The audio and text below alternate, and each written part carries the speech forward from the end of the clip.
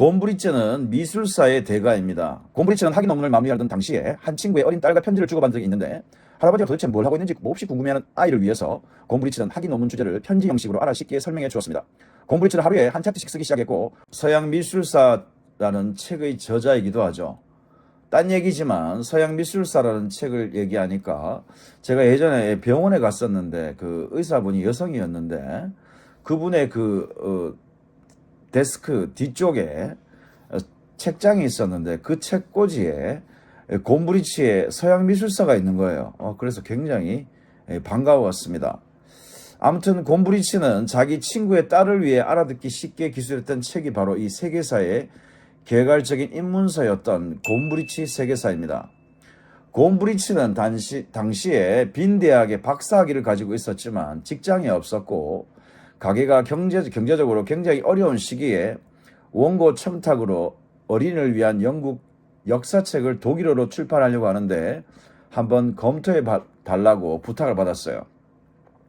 근데 곰브리치가 그걸 이렇게 들여다보니까 그 책이 과연 번역할 만한 가치가 있을까? 오히려 자기가 쓰면 더 나은 책을 쓸 수 있겠다 이런 말을 했고 결국은 템즈 허드슨 출판사의 설립자인 발터 로이라트와 얘기를 하면서 그러면 그 출판사 사장이 그러면 먼저 한 챕터만 써서 보내달라고 요청을 하게 됩니다. 곰브리츠는 학위 논문을 마무리하던 당시에 한 친구의 어린 딸과 편지를 주고받은 적이 있는데 할아버지가 도대체 뭘 하고 있는지 몹시 궁금해하는 아이를 위해서 곰브리츠는 학위 논문 주제를 편지 형식으로 알아듣게 설명해 주었습니다. 곰브리츠는 하루에 한 챕터씩 쓰기 시작했고 오전에는 그날의 주제에 관해서 집에 있는 책과 대백과사전을 검토했고 오후에는 도서관에 가서 좀 더 신빙성 있는 내용들을 서술하기 위해 관련된 자료와 데이터를 가능한 한 모두 읽어 나갔습니다.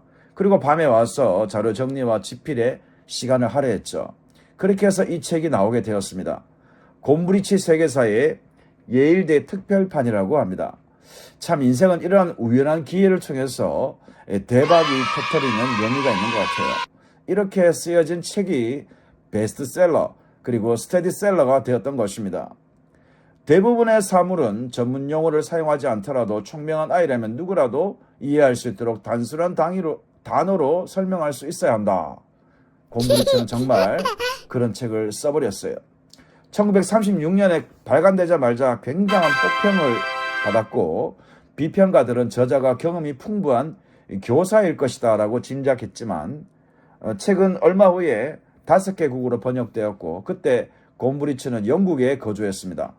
책은 곧 이어 나치로부터 판매 금지 처분을 받았는데 이 반유대주의 때문이 아니라 책의 성격이 너무 평화주의적이라는 이유였습니다. 곰브리츠는 전쟁이 끝나고 몇 년 후 이 책의 판권을 되찾을 수 있었는데 그러다가 30년이 지난 후에 디몽 출판사의 문의로 1985년 새로운 후기를 덧붙인 버전 2 제2판을 선보일 수 있게 되었습니다. 하지만 정작 영어 번역에 대해서만 매번 이의를 제기했다고 하는데 영어 번역을 다른 사람이 아닌 자기 자신이 해야 한다고 고집하였지만 10년 동안 곰브리츠는 계속되는 요청에도 불구하고 영어 번역을 거절했어요. 다른 할 일이 많다는 이유가 아니었습니다. 곰브리츠는 영국의 역사란 언제나 왕과 왕비들에 관한 것뿐이라고 하면서 대체 영국의 아이들이 유럽식 역사관을 이해나 할 수 있을지 모르겠다는 입장 때문이었죠. 그러다가 1990년대에 세계사적인 변천과 함께 유럽 연합의 중요성이 확대되면서 곰브리츠는 아마도 영국 아이들도 이 세계사에 흥미를 가질 수 있을 것이다 라고 믿게 되었고 길고도 풍요로운 삶의 말년에 왔어야 곰브리츠의 처녀작의 영어 번역을 시도하게 되었다고 합니다. 그는 번역을 하면서 뜻밖의 고백을 하게 되는데 세계사를 다시 손에 넣었는데 정말이지 많은 것들이 담겨있다. 내가 봐도 참 좋은 책인 것 같아. 이런 자화자찬을 했다고 합니다. 하지만 책을 읽어보면 이런 느낌을 제대로 느낄 수 있을 거예요. 곰브리츠는 이 책의 내용들을 자신의 아내인 애들의 할머니에게도 매일 읽어주었고 할머니는 이 세계사의 내용들에 흥미를 느꼈을 뿐만 아니라 그를 마음에 들었다고 했습니다.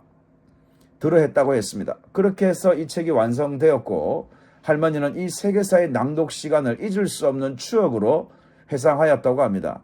이 책은 1권, 2권으로 구성되어 있고 다른 어떤 세계사 책보다 쉽게 입문할 수 있고 흥미 만점의 세계사라고 볼 수 있어요.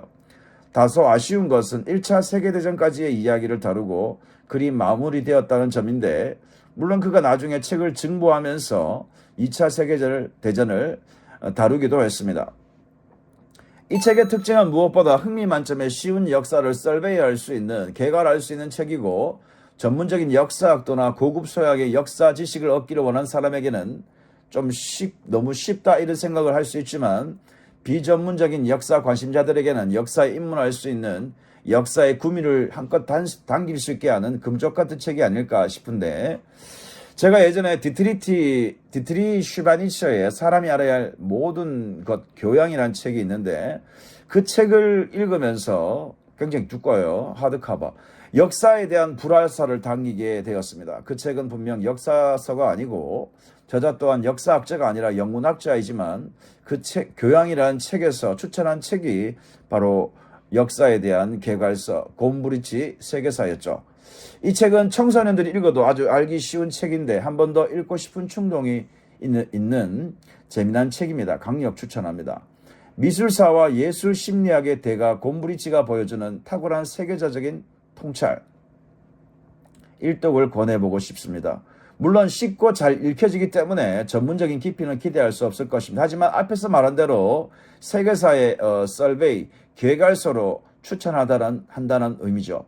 할아버지가 손녀를 위해 쉽고 재미나게 쓴 책이 바로 곰브리치 세계사다. 그렇게 보면 되겠습니다.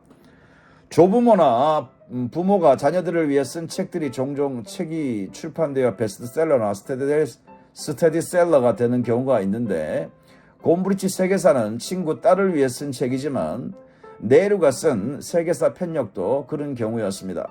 간디와 함께 인도의 독립운동을 주도했던 지도자였던 초대 총리를 지낸 자와할랄 네루가 옥중에서 딸을 위해 쓴 역사책이 바로 세계사 편력이죠. 서구의 편중된 세계관에서 벗어나 균형된 시각으로 동서양을 바라본 고전으로 꼽히고 있습니다.